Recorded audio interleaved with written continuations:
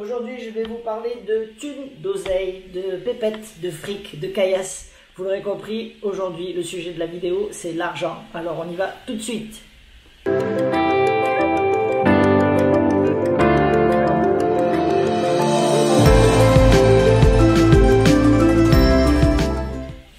Alors, aujourd'hui, je vais vous parler de la monnaie en Thaïlande.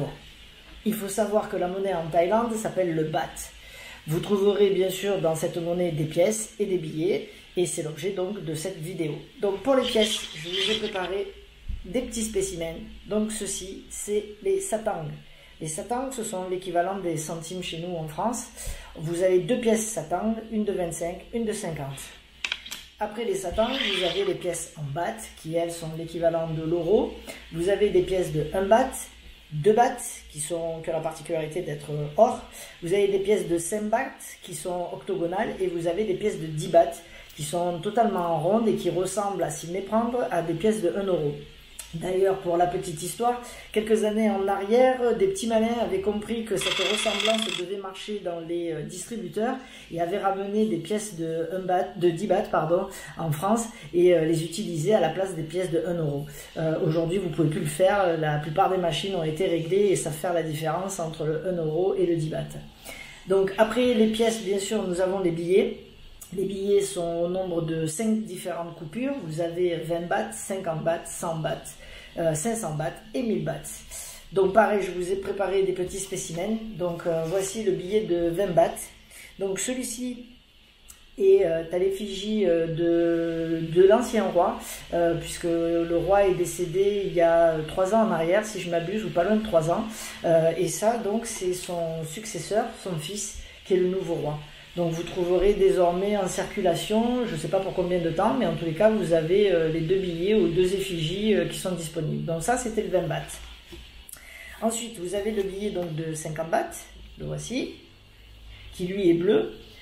Chaque billet a une couleur et chaque billet a une taille. Plus il est petit, moins il a de valeur, plus il est grand, plus il a de la valeur.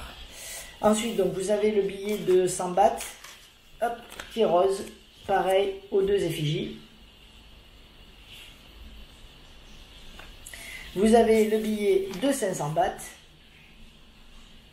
qui lui est violet, et vous avez le billet donc de 1000 bahts, qui est le billet le plus gros, pareil, disponible en deux effigies.